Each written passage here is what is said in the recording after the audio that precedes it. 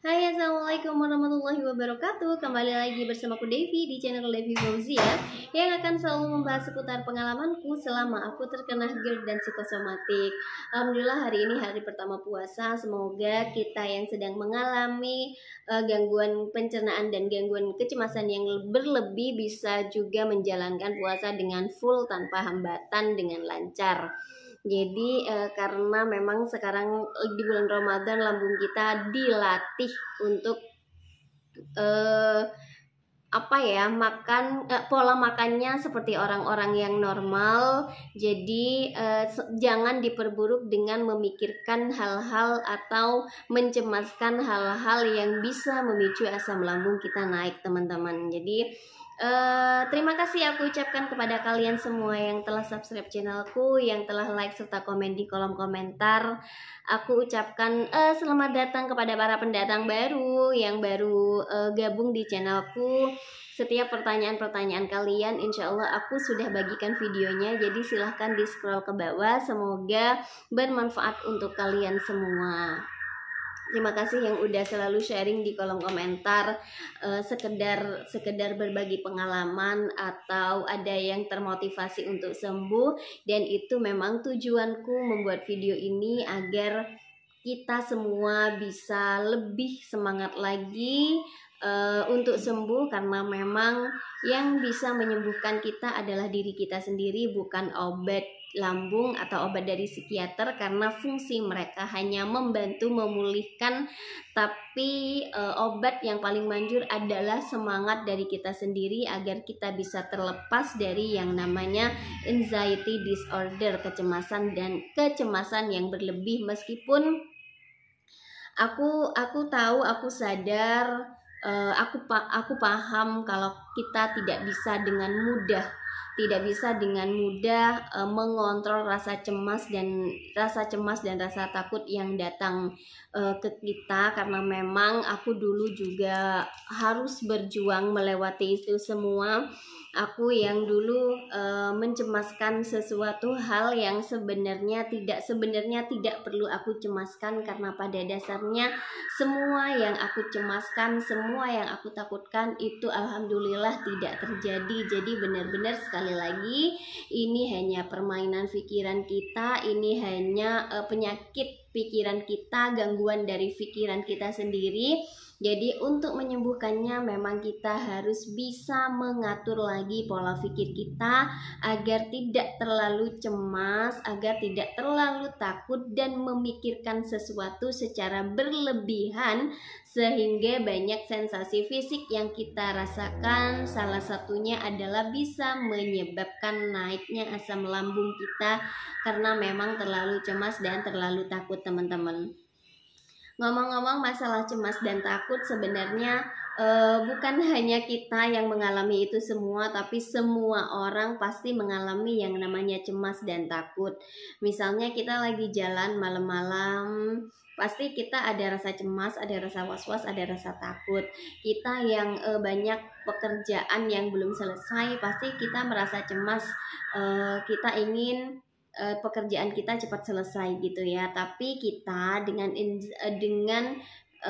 menderita dengan gangguan kecemasan yang berlebih, biasanya mencemaskan sesuatu itu dengan berlebihan, teman-teman. Jadi tingkat kecemasannya itu beda dengan orang-orang pada umumnya, dan aku tidak menyalahkan kalian atas semua itu karena aku juga pernah merasakan hal yang sama. Memang ada beberapa faktor yang menyebabkan kita terkena yang namanya anxiety disorder sekarang. Silahkan kalian cari tahu penyebab kenapa kalian sampai terkena anxiety disorder, dan aku sudah sharing di videoku sebelum-sebelumnya juga kemarin. Jadi memang ada pengaruh lingkungan atau pengaruh pengalaman masa kecil yang tanpa kita sadari itu ceket di otak kita, sehingga sampai sekarang kita banyak mengalami yang namanya kecemasan dan ketakutan yang berlebihan.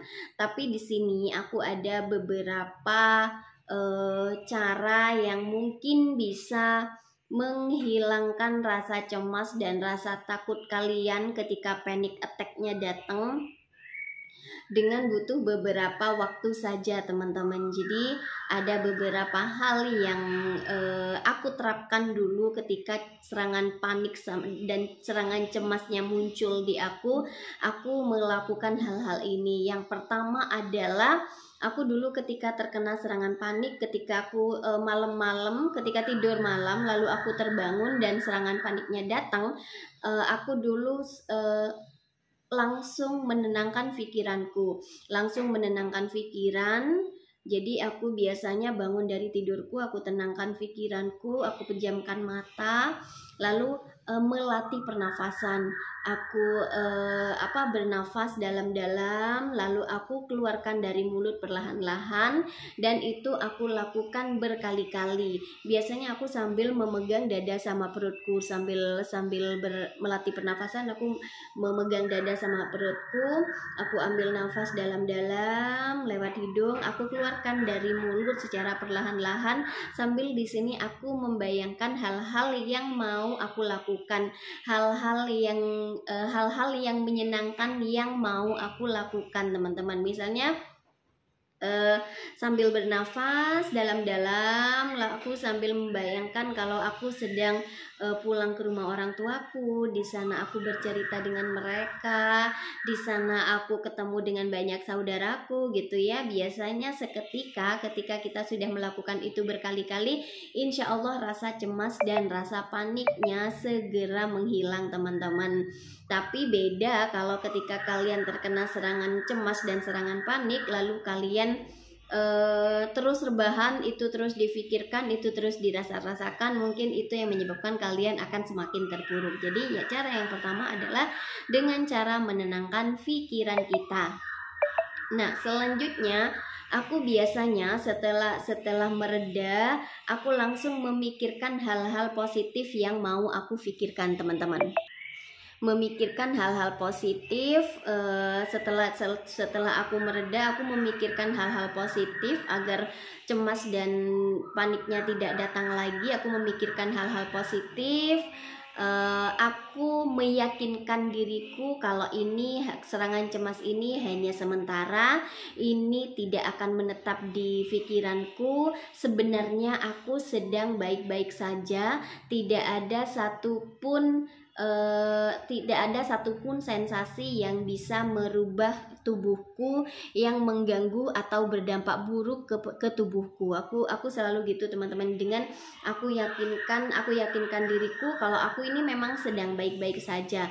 Semua hal yang terjadi kepadaku karena memang aku terlalu cemas, karena memang aku terlalu takut, sehingga ketika rasa cemas dan rasa takutku mereda, semuanya akan baik-baik saja. Jadi memang harus benar meyakinkan diri kita kalau sebenarnya kita sedang baik-baik saja.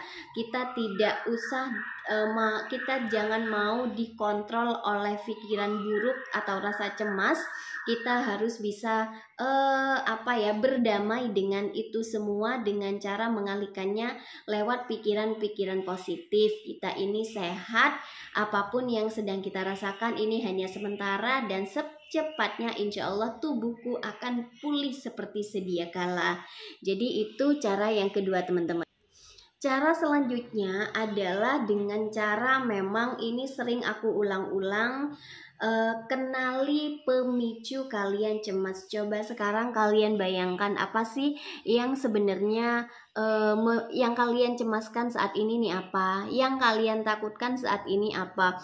Oh, aku cemas gara-gara sensasi asam lambungku. Berarti tinggal dicari solusinya. Kalau asam lambungnya yang naik, berarti memang perlu melihat lagi, mengelola lagi pola makan dan pola waktu makan serta pola hidupnya teman-teman. Kalau yang 3 itu sudah diperbaiki, tinggal memperbaiki pola pikir, insya Allah ketika sensasi asam lambungnya hilang, maka cemasnya juga hilang. Jadi benar-benar harus tahu pemicu cemas kita itu apa. Jadi kita bisa memutus itu semua teman-teman. Kalau sudah tahu pemicunya, maka kita akan bisa menyelesaikannya. Dan silahkan kalian cari tahu apa pemicu kalian terkena serangan panik dan serangan takut sekarang? Aku yakin kalian tahu jawabannya, teman-teman. Nah, selanjutnya ini memang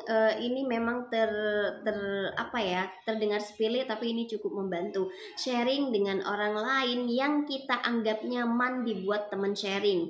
Jadi kita yang terkena GERD dan psikosomatik itu kan biasanya kita sensitif ya. Jadi benar-benar harus memilih-milih siapa teman yang akan kita sharing, teman-teman. Jadi jangan sharing ke sembarang orang karena respon mereka bisa membuat kita lebih terpuruk lagi. Sharinglah dengan orang-orang yang bisa menerima kita, yang biasa kita curhat masalah kita, dan dia bisa menerima kita, mendengarkan kita.